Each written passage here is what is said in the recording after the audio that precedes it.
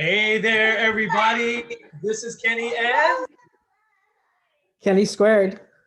all right, and I think Kenny a third. I don't know. We hear Isaac. That's okay.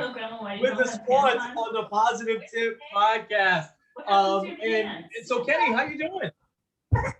It's been great weather. It hit 60 today in Cleveland, so it fits the Wow, motif of spring training a little bit. So the motif of spring training. I was like, Well, those hey, are let's jump right in. Let's start there with spring training. I see Isaac is going for spring training.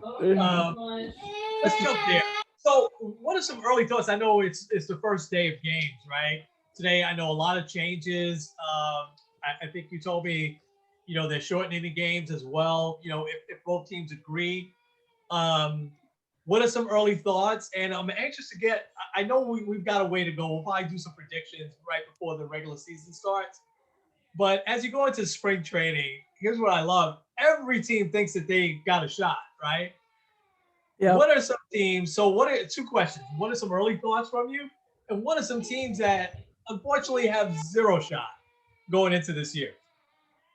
Well, I think one of the main themes you usually hear, and I think they said this on the Yankee broadcast today, all the time, everyone's in great shape, everyone's looking good, everyone's healthy. I think honestly, because especially the last couple of years with the Yankees, if everyone could say that on opening day as opposed to the first day of spring training, that's a good sign. Especially since the three guys that could potentially be on the Yankees rotation pitched a combined one inning last year. That's Yeah. Kluber, Talion, and Herman. Which Are you are side you note we nervous? should probably do. Uh, Are you nervous we'll about wait and that? see. Okay. I'm not too nervous yet, but I guess it all depends on how the guys respond. Um, but it is, I love this time of year because there is that sense of optimism that like everyone feels like they have a chance to win the title. Obviously, there are some teams that probably have about zero chance. I had seen on Facebook, Major League Baseball does like I don't know how they do it, like some algorithm to decide like based on projections, like what percent chance do you have of winning the World Series? I believe one team actually had like a 0% chance. That's the Baltimore Orioles. I would say they have zero shot. Um, but I could say that and they could run the table and shock everyone.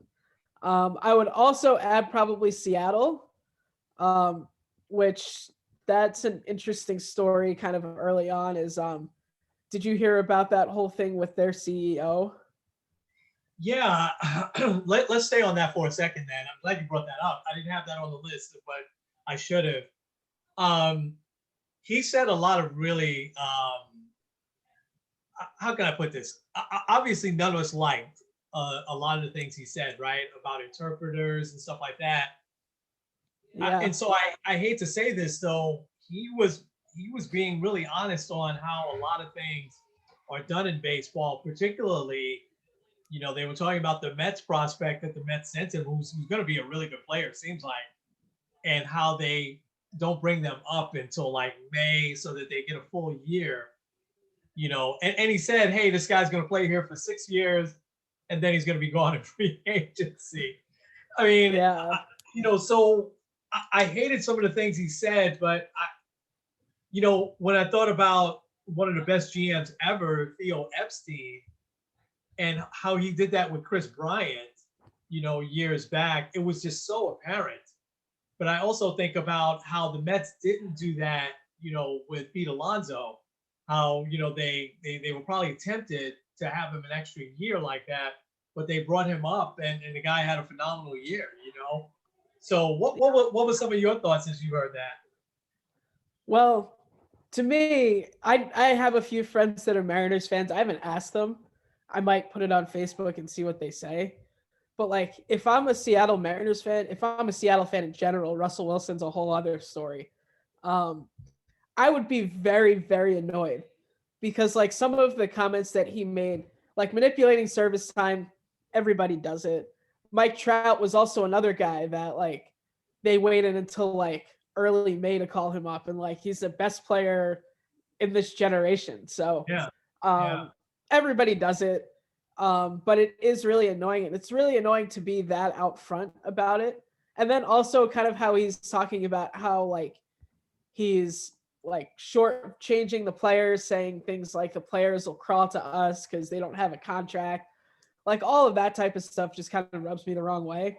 And obviously he resigned too. So, um, but I think when you look at Seattle, like they're a team that's in rebuilding. There'd be another team that like they have, I would say they have like a 1% chance of making the playoffs, let alone winning the World Series.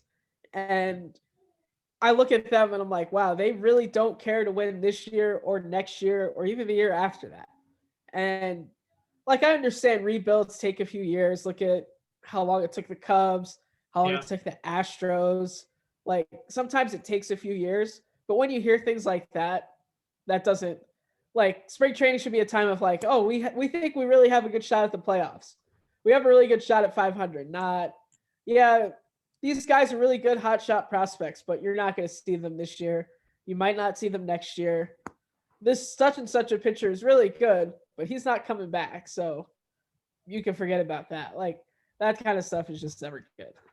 Yeah, and you and I have talked about that, the culture aspect from a leadership perspective, where successful organizations against organizations that aren't as successful, and Seattle's one of those, the Mariners at least, is one of those that hasn't been successful in a long time.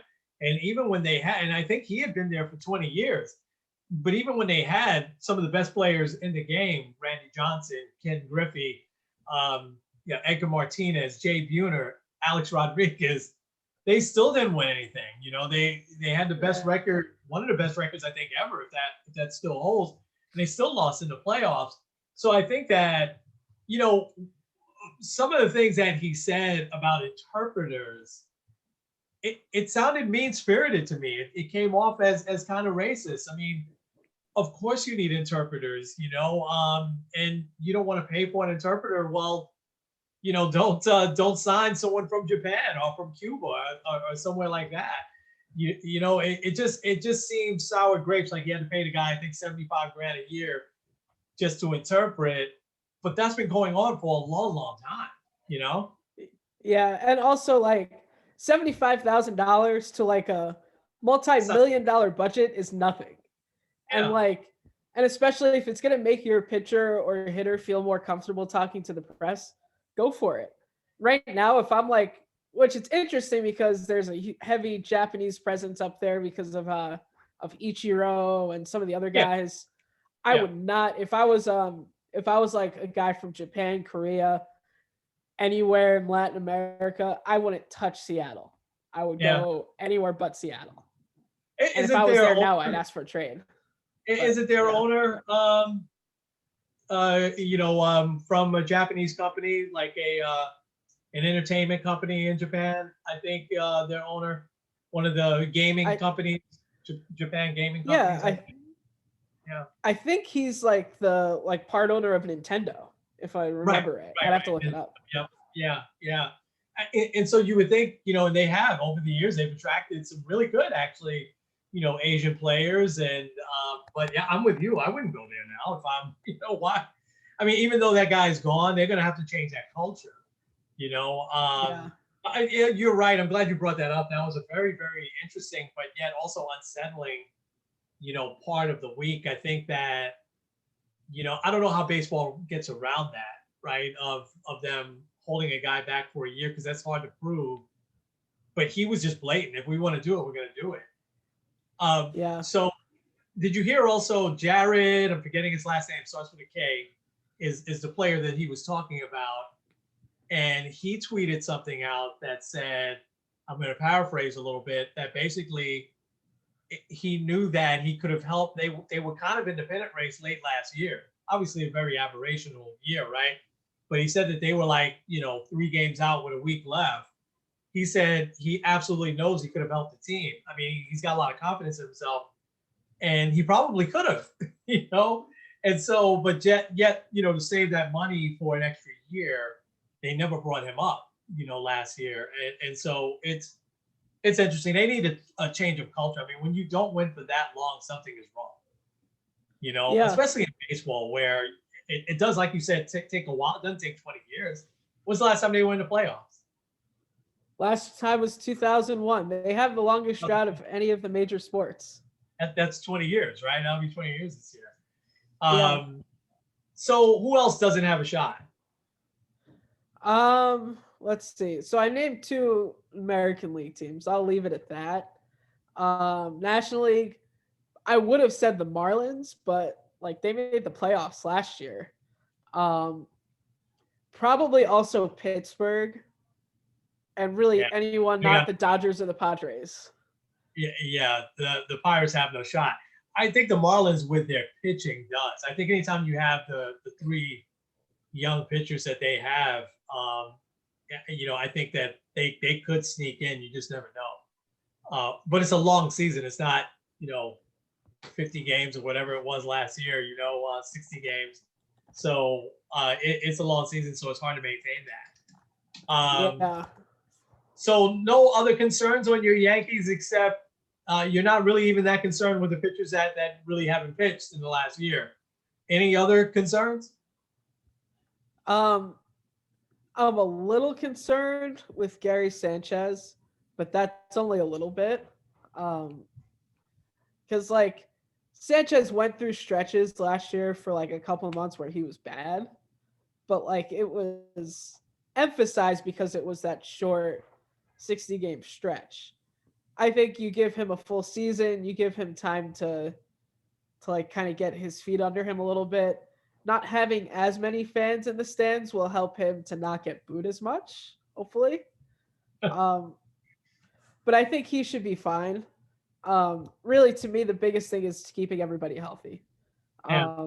I think if Stanton and Judge can both stay healthy, play 140, 150 games, this team has a good shot because the East is kind of a little wide open with the Rays losing. Really, like, the big powerhouses to me in baseball are the Dodgers and the Padres. Also, you Yeah. can add in the Mets, you can add in the Braves. The American League seems a little bit more balanced. So there's a good shot that the Yankees can really like actually take the step to make the World Series this year. Okay. I agree. I agree. I'll give you one quick thing on the Mets, and then we'll move to the NBA. I like the Mets bench. I like what they've done there. Albert Almora, Kevin Millar, Jonathan Villar. I like what they've done on their bench. They still have Tomas Nido backing up. Backing up James McCann. I like what they've done, even though without Robinson Cano, obviously getting Lindor. You've got some depth there now with McNeil, with J.D. Davis, Dominic Smith. You've got depth in kind of all of the positions. And I always feel like any of the teams that you see win every year, they typically have a veteran bench of guys that know what their role is and can come off and, play a few games a year. I always thought that was a big cornerstone of the Yankee teams in the 70s and the 90s. They always had guys that, came off the bench that, whether it was Darryl Strawberry or Tim Raines or, we can go on and on, Charlie Hayes. And so I think that the Mets have the makings of that. So I'm really, really happy with that. I thought they were trying to build that last year, but then Eduardo Nunez got hurt and they just, they brought back Todd Frazier, who's probably past his prime. And so, but this year I think, I like their bench because I think in a long year you really need that, and especially COVID's still looming a little bit. Hopefully it's getting better, but so I am excited about the Mets. I would have loved to. I like that what they did when they started pitching as well, and their bullpen. So we'll see though. I say this all the time. You got to do it on the field. You just got to do it on the field, on the court.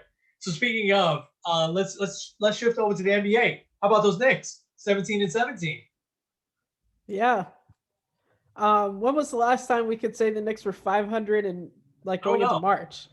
I know like, and it's a little different because like the season started late, but still like they're going into March at 500. Like that's awesome. I don't remember. I mean, so what are a couple of things you really like about this team so far? I really like the steps that Julius Randle has taken. Yeah. Um, honestly, I thought like, okay, he's just kind of a stopgap player until they rebuild. But like he's kind of looked more and more like a piece to maybe build around. Maybe not as like the centerpiece, but I think he's still been really, really good. Also, Derrick Rose has been a lot like he's been a lot better than I thought he would be. I Like was and wrong. Yeah. I thought he was gonna kind of mess up what they were doing, but I Yeah. feel like he's fit in so well. And I Yeah. and I think that's been a big thing. Um and really their defense continues to just do its thing. Like I'll have to look Yeah. this up, but they're still like they've got to be still top 5 defense with They are. everything. Yeah. Yeah. They're number 3. Yeah, I was wrong on Derrick Rose, and I apologize. I always liked Derrick Rose. I was excited when they got him the first time around. I think that I felt terrible that he had the injuries that he had because he was on his way to a Hall of Fame career. But he's still really good and really fast, and he's in phenomenal shape for someone that's 32. 32 is not old, but in the NBA, especially since you've been playing 12, 13 years, it can be old. Yeah. And I always thought Derrick Rose had one of the best seasons that I've ever seen of a college player, with Memphis, almost taking him to the championship that year, almost single-handedly. And so I always wanted to see him do well, and he did. So I love what he's doing. And as much as I think, and I know you feel like I overrate him a little bit, Elfrid Payton, I've always liked. And, but I think that you got to start Rose. After watching these last couple of games with Peyton out, I mean, bring Peyton off the bench now. You know what I mean? I think you have to start Rose. I know that they like that firepower with him and quickly coming off the bench, but man, he set the tone last night. And the night before that, and the plays that they made down the stretch, even the shot he made before halftime yesterday was unbelievable. Yeah. And that down the stretch, the defense that they played was spectacular. So I'm optimistic. This week, and I'm sure you're feeling the same way. They play Detroit twice, and they play San Antonio. In my lifetime, San Antonio's always been good in my lifetime. And definitely in yours. So I'm not used to seeing them not that good, but I mean, these are 3 winnable games at this coming week that the Knicks could go into the All-Star break at 20-17, which would be way beyond any of our expectations or imaginations, Yeah, and okay, I'm just double checking this. This is true. Knicks are still tops in opponents' points per game. Wow. They're averaging 104, which is a full 5 points ahead of the second team, which is Miami. Wow. Right now, I didn't realize this either. Right now, they're the 5th seed. So, like, they wouldn't even have to play the playing games. Yeah. Like, yeah. They jumped up the last couple of games. Like, it's been, I don't know. It seems still kind of a little surreal because it's like, wait, they're actually still good? Like, but I think also, like, Quickly has been a huge part of it too. Like, when I saw kind of as they were doing draft day and kind of seeing some of his highlights and stuff, I'm like, oh, I feel like that's a guy that could probably work here. And then sure enough, he has. He's not going to win Rookie of the Year because LaMelo Ball doesn't have to do much to win it, but he's been to me one of the most impressive parts of this team too. Like, those few nights he was like scoring like 30 points. It's like, wow, where did that come from? In a little amount of minutes too. He scores like a lot of points quickly. One of the interesting things is obviously this week they let fans in. I think it's almost 2,000 and at the Knicks game, about the same in Brooklyn. But as Knicks fans, lifelong Knicks fans, you and it was no surprise to me that Quickly is like the fan favorite because, he looks like he's 12 years old. You know what I mean? He's not that big, not that tall, and he just seems to make these spectacular plays Now, when he's off, he's off. Like, I think he went like 3 games. He was like 3 for 22 or something like that. But I think you expect that with a rookie. And it was also no surprise that there were a lot of fans that had Obi Toppin, jerseys. I think, the Knicks are in a little bit of a quagmire there, right? Because, Julius Randle is an all-star, deservedly so. But that's the same position as Toppin. So how do you find him minutes? Because Randle doesn't want to come out. I mean, the guy, I think he still leads the league in minutes played, or second at least. So Yeah. It's hard. I'm excited. I think that I want to see them still stay a little bit patient. I like to keep this group a little bit together and still build on with a couple more young pieces, through the draft even. Because I don't know what one superstar you would get. Andre Drummond would be good, especially if Taj Gibson is out for a while. But what do you have to give up for him? I don't know. Would you give up one of those? Well, would you give up a number 1 draft pick for him? Maybe. And Drummond, I think, would be very motivated because I don't know if I think it was during the Knicks Cavs game. So, but one of the things he said, one of his goals was for this year was to make the playoffs because all the accolades that he has, he's 0-8 as a player in the playoffs, getting swept twice in the first round as a member of Detroit. So I think he's really motivated to make the playoffs. I think he's motivated to show that he can do well in the playoffs. Yeah. So yeah, I don't know. I wouldn't give up too much for him, but also teams like, say, the Clippers, or if Anthony Davis is still out, the Lakers would probably make a little bit more sense for him. I don't know if Milwaukee has anything to trade for, but Milwaukee, Boston doesn't like to make trades at all. But yeah. Their record, Celtics, really surprises me. But closing out with Drummond, all I'll say is that he's a New York guy, born and raised here, Mount Vernon, I think. So bring him back home. I would probably straight up a number 1 pick, nothing else for him. And I know I still have a few more number 1s in my in my back pocket. So because I think he would add to the team. I think he strikes me as a winning ball player who's ever been on a winning team. I think that because he does the little things. And he's one of those stars that doesn't mind doing the little things to get teams there. So anything else in the NBA this week that stood out for you? Well, 2 things. This is a side note. Julius Randle was second in minutes played. Only Fred VanVleet has played more minutes. Okay. LeBron is third, which that's LeBron amazing. Being third is very interesting. He's not human.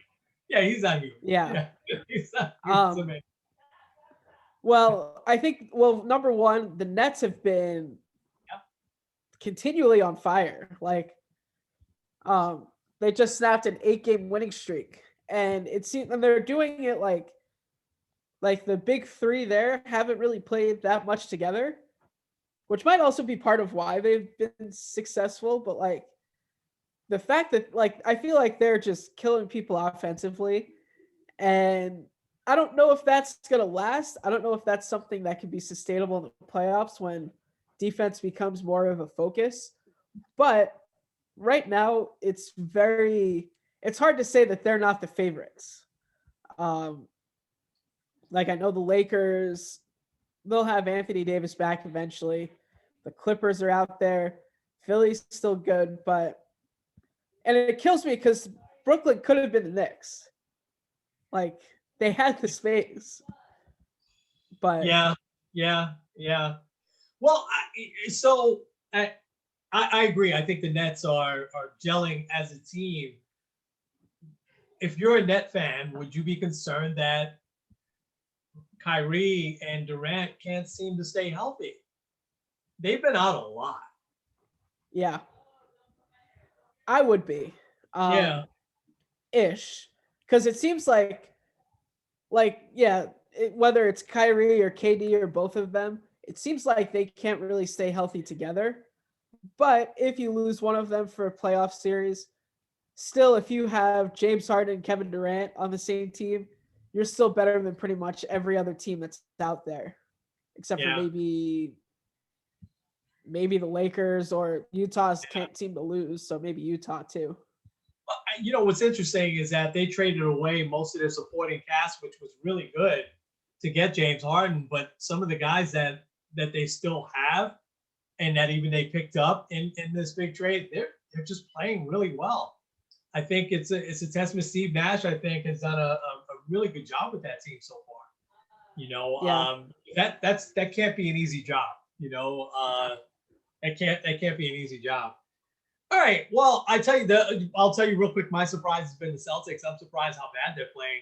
And, you keep an eye on the Celtics because we have a lot of friends up in that area, and so I'm just like, why are they not playing so well? But you know, we'll see. We'll see. I mean, Jalen Brown has just developed into a great player, but their other guys seem to be floundering some. Now, I know Jason Tatum had COVID, and he seems to have had a tough time recovering from that. So, he's Yeah. obviously the other piece that needs to play really, really well. But because I'm like, they can't miss Gordon Hayward that much, can they? I mean, Gordon Hayward's playing great with Charlotte, but he didn't never really, really gelled there in Boston. So I don't know. We'll see. We'll see. It should be exciting. All-Star is the All-Star game next week. Yeah, and they're Okay. doing the all of the festivities all in one One day. day. So Okay. All right. yeah. So it's not the weekend. It's just the one probably on Sunday. I guess all that'll be okay. We'll have, I guess, something to talk about there. All right. We still have a few minutes left. Well, we'll hold off on Alex Smith and Tiger Woods. Hopefully, Tiger Woods gets better. I really wanted you to talk about Trey Mancini because I love that we try to really highlight some very positive stories, right? Because I think that when you're mixing Christianity and sports like we'd like to, whenever we see something that we know is a God thing, we want to definitely lift that up. And so, why don't you talk about Trey Mancini, who's with the Orioles? We just kill the Orioles, but he's with the Orioles, and I just love that story that you sent me. So, why don't you give us some highlights and your thoughts? Sure. So Trey Mancini, first baseman for the Orioles. I will say the better of Okay, that's kind of Chris more of a Davis. shot to Chris Davis, but Oof. um Trey Mancini, as well, a lot of players missed all of the 2020 season because of opting out, like Ian Desmond, David Price, probably the two biggest ones. Nick Markakis for a hot second before he decided he wanted to play. Yeah, Um, Marcus Stroman, yeah. but Trey Mancini missed all of last season with fighting colon cancer. He was diagnosed back in March of 2020 with stage 3 colon cancer. Um, Went through all of the treatment and everything like that, and obviously, like, that was a very big story for the Orioles. Trey Mancini's not like their top guy. I don't know if they really have a top guy, but like he's definitely like a guy that's been there for a while, a guy that's like very loved by the fans. So it was a very big deal. Um, November, he was declared cancer free. So praise God for that. He went through all of the treatments, he had surgery to remove the tumor and everything like that. Um, so today, first time he steps back into the plate since being diagnosed almost a year ago. And actually, in his first at bat, he gets a rousing standing ovation. I don't even remember if. Let me look that up real quick here. He got a hit or something, right? Yeah, I don't know if it was in like Baltimore's um, home, but either way, he got a standing ovation, then hits a single in his first at bat. So really, it's like one of those stories that's a lot bigger than baseball. Um, and to me, it's like one of those ways of just overcoming. He actually, after the game, said that the ovation meant the world to him. Just really coming back. And I think once you get that notice of like, and you of all people would know this, like being able to kind of resume what you did before is such a big testament. And I think just like overcoming that and Yeah. being able to step back on the plate was such a big moment for him. I think it'll be a much bigger moment come April 1st once they're back. Once they're back to regular season games, but I think it was just a really awesome moment, a really cool thing to see. Even though it's February and we're seeing spring training baseball, I think it's still really cool to see.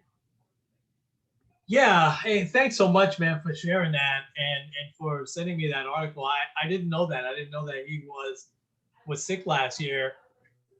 How he's able to get himself in playing shape after undergoing and going through what he did.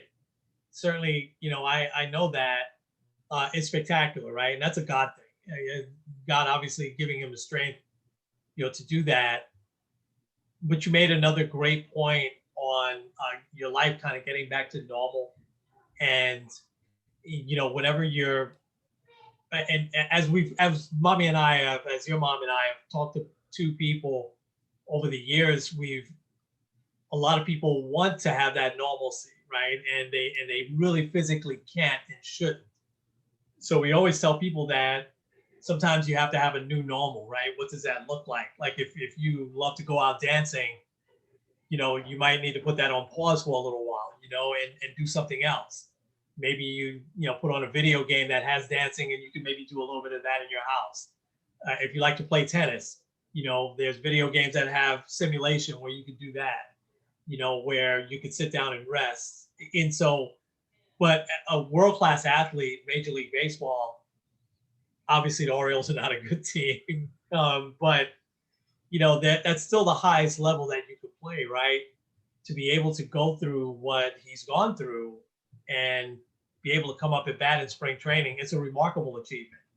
And God willing, he gets through the season, and yeah, his life feeling like it's back to some sort of normalcy.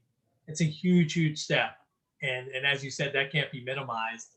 Um, it's a big step for him. You know, we have Carlos Carrasco now here with the Mets, so I'm going to follow him closely, read up a little bit more on his story. I know he went through a little bit of a longer battle, but imagine him now, feeling the way he has a whole new team now. I mean, the Indians would still be a contender, and I think they will be a contender this year. Somehow, Francona is just great manager, I think. Even without watch the two guys that they got from the Mets, Rosario and Jimenez, they're going to be all stars. Even though they both are very good, I know Jimenez is going to be very good. And Rosario, this might be the player that he is, but he's solid. He's not a great player, but solid. But Carrasco, phenomenal story. Whenever somebody can come back and resume their life, So, I mean, we can end with, just briefly on Tiger Woods. I mean, the injuries that he obviously has, by all accounts, are massive. I'm sure at some point he'll talk about, what happened and how his injuries are. And, who knows if he could come back, from that, but he lived. And, he's got young kids. So I'm sure that that's the number one thing on his mind, and I don't know what Tiger Woods' faith is, but man, oh man, God was definitely looking out for him for sure, and seeing what his car looked like, Yeah. but just for him to come back and walk is probably going to be, based on what they say about his injuries, which, part of his leg injury seemed very similar to Alex Smith, with, bone protruding through the skin and everything like that. That's horrible, so, Yeah. I don't think he's thinking about coming back golf, but he's so competitive. But he's done everything in golf. I mean, what else was left to maybe get Jack Nicklaus's record? Is that really important to him at the moment? I doubt it. Yeah. All right. Hey, listen, great stuff, and more next week. We'll have more baseball. We'll talk more basketball, a little NBA All-Star. Hopefully, the Knicks will have a great week, and we can talk more about them. And we'll look for those stories that hopefully inspire you. So, Kenny, take us home, man. All right. Hopefully we will see a bit of a normal with fans in the stands in baseball now. But for now, this is Kenny Squared End Kenny. with Sports on the Positive Tip. We will see you next week. All right. We will see you next week. Thanks, Ken. Talk later. All righty.